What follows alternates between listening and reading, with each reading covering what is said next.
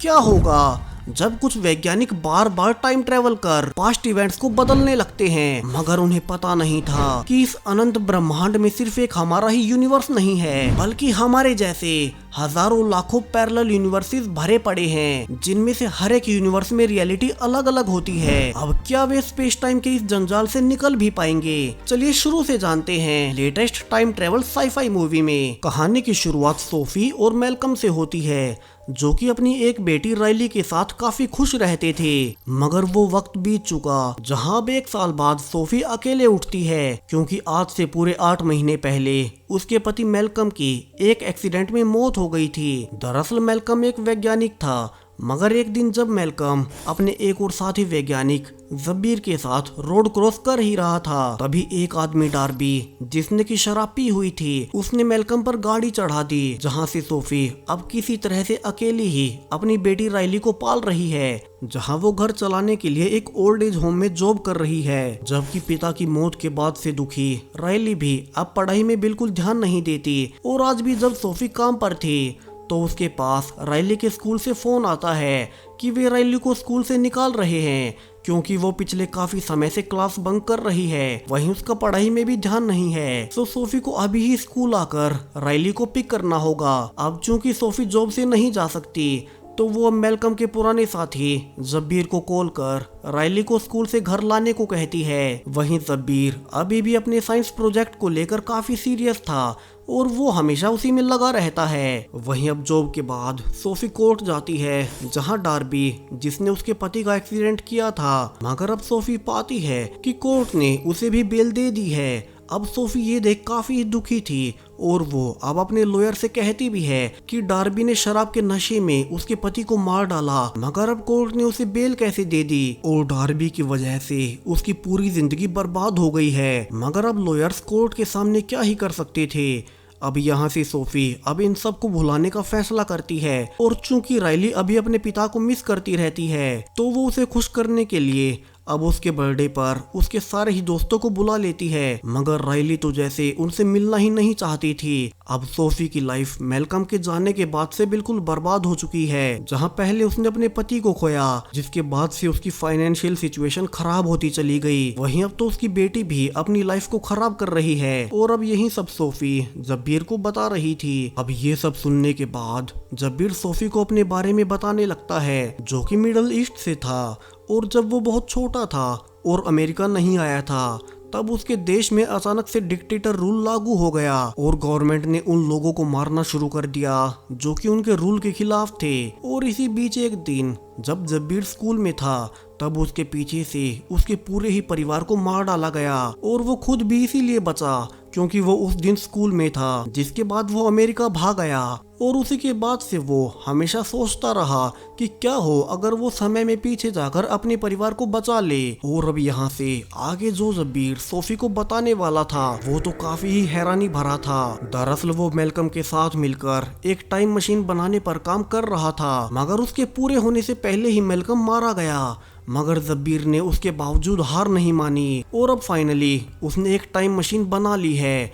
अब यहाँ से जब्बीर सोफी को अपनी टाइम मशीन दिखाता है, और कहता है कि अभी ये इतनी पावरफुल नहीं है कि मेरे बचपन जितने पास्ट में जा सके, मगर चूंकि मेलकम को मरे सिर्फ 8 महीने ही हुए हैं, तो वे मेलकम को बचा सकते हैं, और इसी के साथ वे इस टाइम मशीन को पहली बार टेस्ट कर पाएंगे। अब जब्बीर की ये बातें सुन सोफी को यकीन नहीं होता कि कोई पास्ट के इवेंट्स को भला कैसे बदल सकता है। मगर जब्बीर के अनुसार यह मशीन खुद उन्हें पास्ट में नहीं ले जाएगी, बल्कि वे इसकी मदद से पास्ट में मौजूद किसी भी शख्स को टाइमलाइन से हटा सकते हैं। और अगर वे मेलकम के एक्सीडेंट के आरोपी डार्बी को ही एक्सीडेंट के समय से पहले मार दें, तो मेलकम कभी मरेगा ही नहीं, और उसके लिए उन्हें बस मेलकम की एक्सीडेंट से पहले की कोई फोटो चाहिए, जिससे कि वे उसकी डिटेल्स और उसकी लोकेशंस मशीन में डाल सके।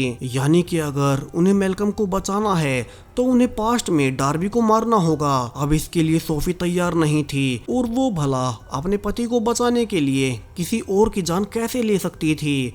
तो अब वो इस पर और सोचने का कहकर अपने घर आने लगती है, मगर अब रास्ते में उसे फिर से डार्बी शराब के नशे में अपने परिवार से लड़ते हुए मिलता है, और यहाँ से सोफी समझ चुकी थी कि डार्बी उस इंसिडेंट के बाद से अभी तक सुधरा नहीं है। तो वो अब अगली ही सुबह शब्बीर के पास जाकर पास्ट में ही डार्बी को मारकर मैल्कम को बचाने को कहती है। अब यहाँ से उन्हें डार्बी के पास्ट की कोई लोकेशन और फोटो चाहिए थी और वो उन्हें उसके सोशल मीडिया अकाउंट से मिल भी जाती है। उस वक्त की फोटो जब तक मैल्कम का एक्सीडेंट नहीं हुआ था।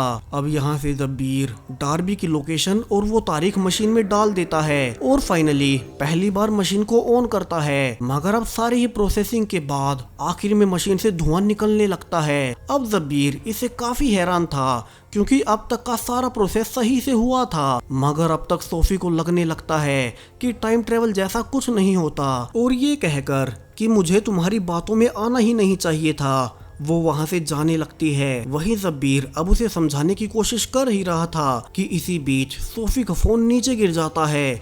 मगर जब वो उसे उठाती है तो वो पाती है कि अब सरप्राइजिंगली उसके पास मैल्कम का फोन आ रहा है और सोफी यहाँ से समझ चुकी थी कि टाइम मशीन ने अपना काम कर दिया है। तो वो जल्दी से भागकर उसी पार्क में जाती है जहाँ मैल्कम हमेशा से उसकी बेटी के साथ खेलता था और यहाँ वो पूरे 8 महीने बाद अपने पति को जिंदा देख काफी ही ज्यादा खुश थी। वहीं शब्बीर भी खुश था कि उसकी टाइम मशीन फाइनली काम कर गई। तो वो अब इससे समय में और पीछे जाकर अपने पेरेंट्स को बचाने के लिए अपग्रेड करने पर काम करने लगता है। मगर अब सोफी और शब्बीर दोनों ही पाते हैं कि पास्ट में एक इवेंट के बदलने से अब पूरी रियलिटी ही बदल चुकी है, जहां इस नई रियलिटी में कभी मैल्कम मरा ही नहीं। वहीं इसके बारे में सिर्फ उन दोनों को ही पता है, जबकि बाहर की पूरी दुनिया के अनुसार कभी मैल्कम मरा ही नहीं था। और इससे शब्बीर अब इसी कंक्लूजन पर पहुंचता है कि चूंकि पास्ट के इवेंट्स को बदलते वक्त वे दोनों उसी रूम में थे, तो इसीलिए पिछली टाइमलाइन सिर्फ उन दोनों को ही याद है। वहीं बाकी सबको पिछली टाइमलाइन के बारे में कुछ भी याद नहीं है। वहीं वे इस बारे में मैल्कम को भी अभी कुछ नहीं बताते। मगर चूंकि इतने समय बाद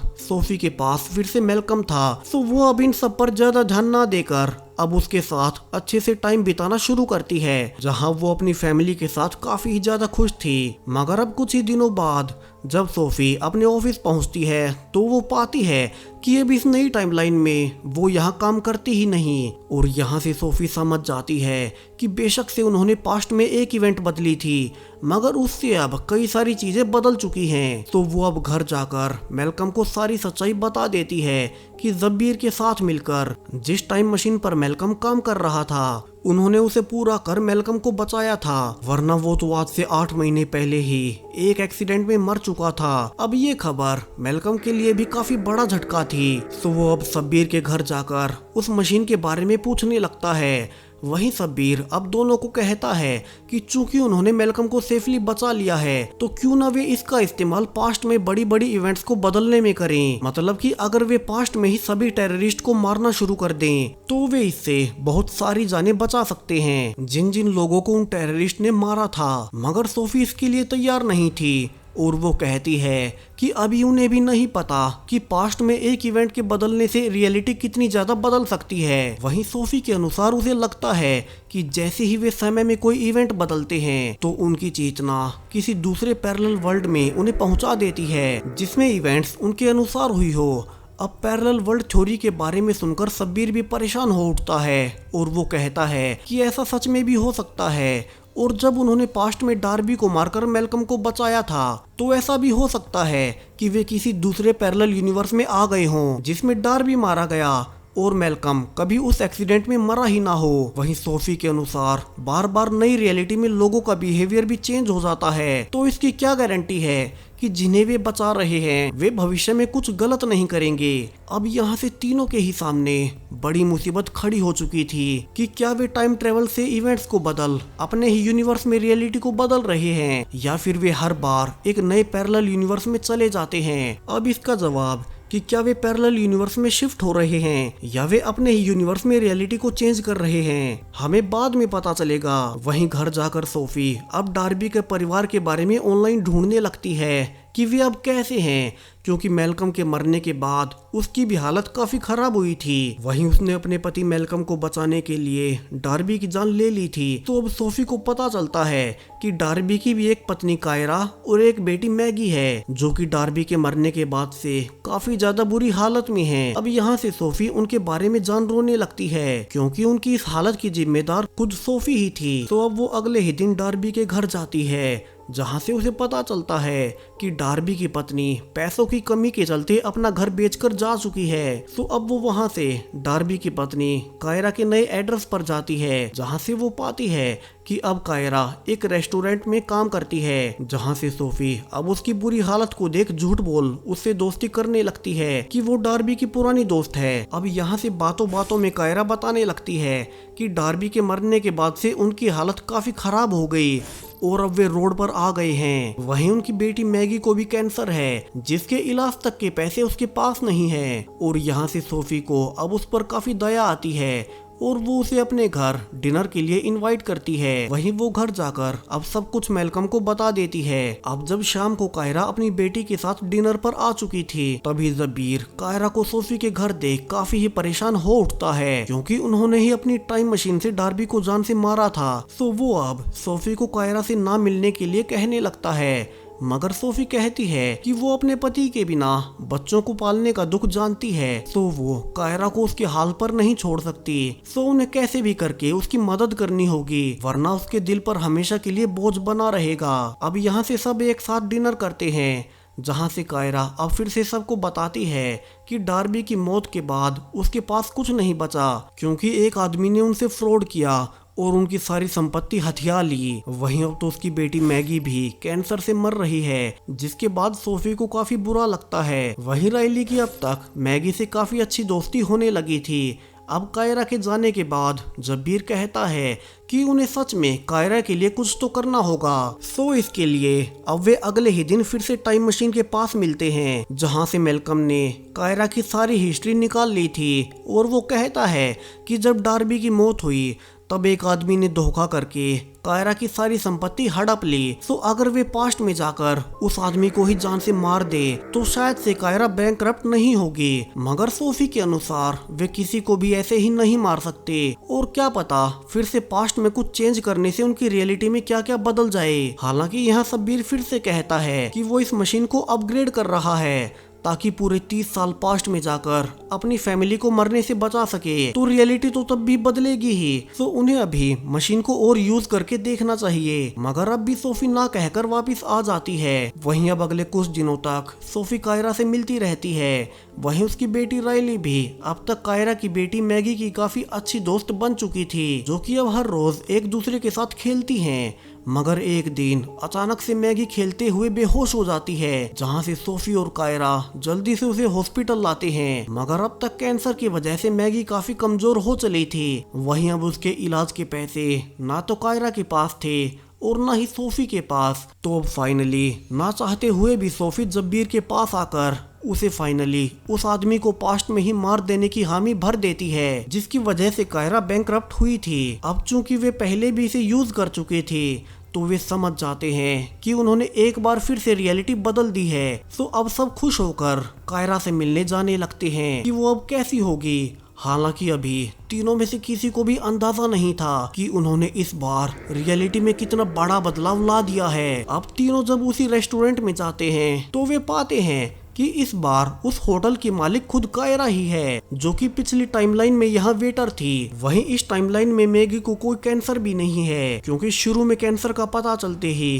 पहली स्टेज पर ही कायरा ने उसका इलाज करवा लिया। हालांकि इस टाइमलाइन में कायरा और मैगी अब दोनों ही इन तीनों को नहीं जानती। वहीं अब ये सब जान तीनों ही काफी ज्यादा खुश थे कि उनकी वजह से अब कायरा परेशान नहीं है। और वे वहीं लंच करके अपनी बेटी राइली को स्कूल से पिक करने के लिए निकल पड़ते हैं, जहां दोनों को ही सुकून था कि अब फाइनली उनकी लाइफ में कोई भी प्रॉब्लम नहीं बची है। मगर उन्हें अंदाजा तक नहीं था जो कुछ उन्हें जल्द ही पता चलने वाला था, जहां दोनों जब राइली के स्कूल जाकर उसके बारे में टीचर से पूछने लगते हैं, तो अब शॉकिंगली टीचर के अनुसार वो किसी राइली को जानती ही नहीं। वही राइली ही क्या, वो तो अब उन्हें भी नहीं जानती थी। और यहाँ से दोनों घबरा जाते हैं कि राइली फिर गई कहाँ। और तभी उन्हें याद आता है कि टाइम ट्रेवल से उस आदमी की जान लेने के बाद से रियलिटी चेंज हो चुकी है और उसके बाद से उन्होंने राइली को देखा भी नहीं है। वहीं अब तो उनका घर भी पूरी तरह से बदल चुका था। तो अब दोनों को ही राइली की चिंता होने लगती है कि उन्होंने रियलिटी में ऐसा कौन सा बदलाव कर दिया। जहां अब सोफी को घर पर एक ड्रामा क्लास का पोस्टर मिलता है जिससे फाइनली सोफी की जान में जान आती है और वो जल्दी से अब मैल्कम के साथ उसी ड्रामा क्लास में अपनी बेटी राइली को लेने पहुंच जाते हैं। मगर यहाँ दोनों ही अब ये देख हैरान रह जाते हैं कि अब इस नई रियलिटी में उनकी बेटी राइली है ही नहीं, बल्कि इस रियलिटी में राइली एक लड़का है जो कि अब सोफी को माँ कहकर पुकार रहा था। और यहाँ से अब मैल्कम और सोफी दोनों ही घबरा चुके थे, यानी कि शुरू से ही सोफी की थ्योरी सही थी। और जब भी वे टाइम में पीछे जाकर मशीन से किसी को पास्ट में मार देते तो उसी वक्त वे किसी दूसरे पैरेलल यूनिवर्स में शिफ्ट हो जाते। यानी कि सोफी और शब्बीर ने शुरू में ही मैल्कम को नहीं बचाया था, बल्कि वो अपने रियल यूनिवर्स में अभी भी मरा हुआ है। इसके बावजूद वे मशीन से एक ऐसे पैरेलल यूनिवर्स में आ गए थे जहां डार्बी पहले ही मर चुका था और मैल्कम जिंदा था। और इसीलिए शुरू से ही जो भी मशीन के पास रहता उसी रियलिटी बदलने के बाद से उस यूनिवर्स में क्या क्या घटनाएं हुई वो कुछ याद नहीं रहता था, क्योंकि वो तो उनका रियल यूनिवर्स था ही नहीं। बल्कि वे जितनी बार भी टाइम मशीन का इस्तेमाल कर किसी को पास्ट में मार देते तब हर बार जो भी मशीन के पास होता उसकी चेतना उसी के पैरेलल वर्ल्ड के वर्जन में चली जाती जिस यूनिवर्स में उनके मुताबिक वो शख्स मारा गया हो। और अब यही सब उन दोनों के अलावा शब्बीर भी समझ चुका था। वहीं इसका मतलब ये भी था कि जितनी बार उन्होंने टाइम मशीन का इस्तेमाल किया था तब हर बार जिस यूनिवर्स से वे चले जाते थे उनके वहां के वर्जन मारे जाते होंगे, क्योंकि बिना चेतना के कोई भी शरीर कैसे जिंदा रहेगा। वहीं उनकी चेतना तो पैरेलल वर्जन में चली जाती थी। और अब यहाँ से तीनों ही समझ चुके थे कि जिस स्पेस टाइम में वे खुद को भगवान समझकर अपने हिसाब से बदलाव कर रहे थे वो इतना अनंत है कि कोई इसे समझकर भी नहीं समझ सकता। और अब आखिर में सब यही फैसला करते हैं कि चूंकि अब तक शब्बीर ने मशीन को अपग्रेड कर लिया था और अब वो 30 साल तक पास्ट में जा सकता है, तो वे अब शब्बीर से कहते हैं कि वे दोनों पास्ट रियलिटी को याद नहीं रखना चाहते, तो वे मशीन वाले रूम में नहीं रहेंगे और बाहर चले जाएंगे। जिसके बाद शब्बीर पास्ट में जाकर अपने पेरेंट्स की मौत को टाल देगा, जिसके बाद हर एक बार की तरह वे एक नई रियलिटी एक नए यूनिवर्स में होंगे जिसमें शब्बीर के ना कभी पेरेंट्स मरेंगे और ना ही वो कभी अमेरिका आएगा।